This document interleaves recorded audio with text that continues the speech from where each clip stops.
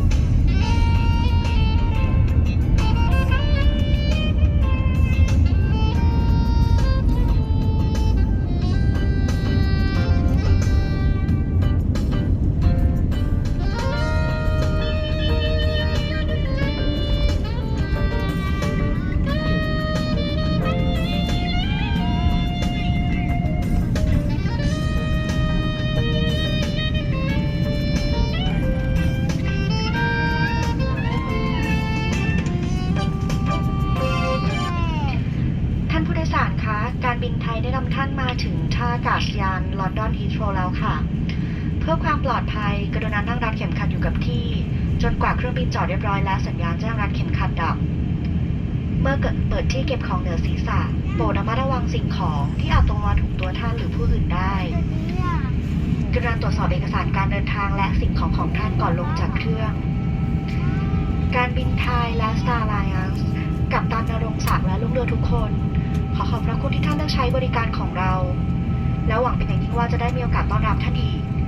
ท่านสามารถติดตามข้อมูลการเดินทางของการบินไทยได้ที่เว็บไซต์ thaiairways.com สวัสดีค่ะ เมื่อเครื่องจอดสนิทแล้ว ขอความกรุณาผู้โดยสารทุกท่านนั่งประจำที่ จนกว่าจะได้รับอนุญาตให้ลงจากเครื่องได้ และเพื่อให้เป็นไปตามมาตรการรักษาระยะห่างระหว่างบุคคล ขอให้ผู้โดยสารทยอยลงจากเครื่องทีละแถว โดยเริ่มจากแถวหน้าสุด โปรดรักษาระยะห่างจากกันประมาณ 1.5 เมตร ในระหว่างที่ลงจากเครื่องด้วยค่ะ